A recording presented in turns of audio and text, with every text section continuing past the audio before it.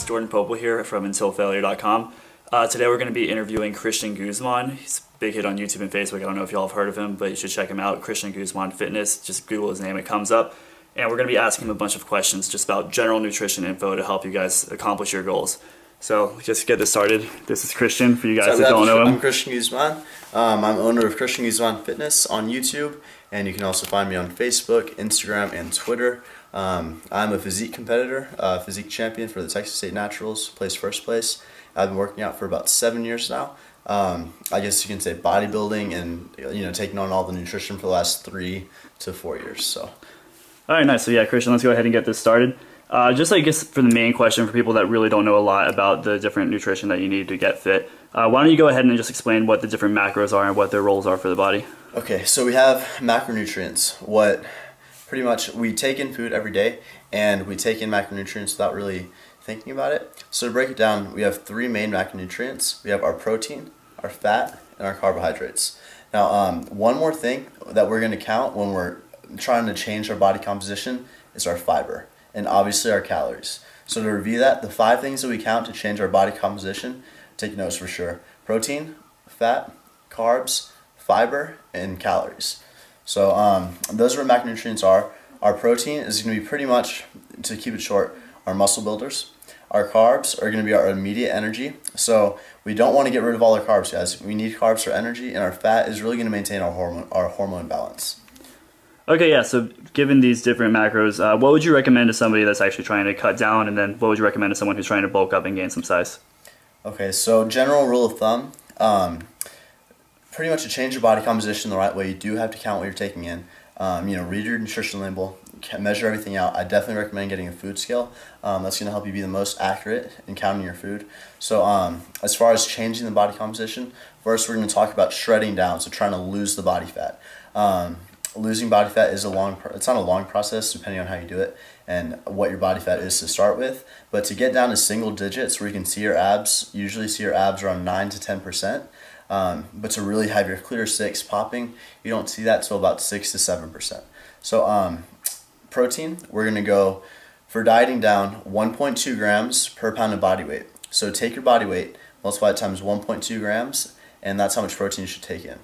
Now, that's for a general rule of thumb. Now, if you're over 15% body fat, so if you're on the heavier side and hold a little bit more body fat, so say 20 to 25%, then I want you to take in 1.2 grams per pound of lean body mass. Now, how do you calculate your lean body mass? Take your total body fat percentage, multiply it by 2. So we're going to give an example.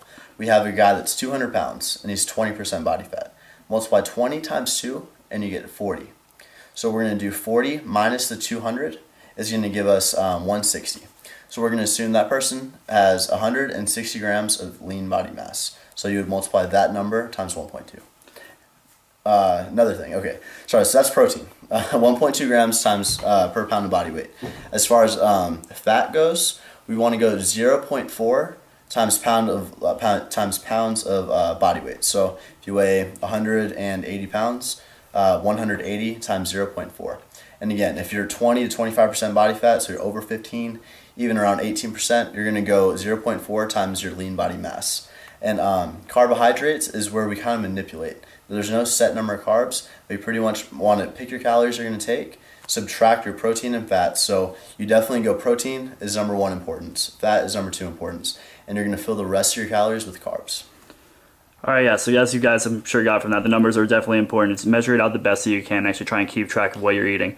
So Christian, based off of those different kinds of techniques that they're trying to do, should they be eating a certain amount of meals per day? Or one more thing, guys, so that's your cutting phase. So 1.2 for protein, 0.4 for fats, and the rest of the carbs. Now when you're bulking up, trying to gain the muscle, trying to gain size, we're going 1 gram per pound of protein. So it's a little bit less protein because we don't have to maintain all that muscle. Our carbohydrates are going to be our main source of energy. So we're going 1 gram per pound of body weight. Fat is 0.4 to 0.5. So you can kind of experiment, start with 0.4, maybe increase it to 0.45 and then 0.5. And carbohydrates, again, you're going to manipulate them and keep increasing until you're gaining the weight. So the only difference is really the protein, and the fat is going to go up a little bit. So, okay, next question. Okay, yeah, sorry about that. So do you need to break this down into a certain number of meals per day depending on your goal? Okay, this is a huge misconception. Meal frequency is not actually as important as we hear it sounds. Pretty much, meal frequency is actually irrelevant. Assuming for overall body composition. That's all we're talking about here, body composition, shedding fat, gaining muscle. If you want, you could get all your calories in 2 meals per day. Some people prefer 4 meals, some people like 6 meals, so it's your preference. Whatever is easier for you to follow is what I recommend. For example, I probably have, I would say 2 big meals and then maybe like a little snack in between my day. So it is all personal preference. Just because you eat 8 meals a day does not mean you're going to get more shredded than someone who eats 3 meals a day, as long as your macronutrients are all the same. Okay, so just based off all that also, how much do you think that everybody really needs to avoid sugar depending on what their goals are? Okay, so sugar intake is not something you have to count. If you recall the first question, what you do have to count, protein, fat, carbs, and then fiber.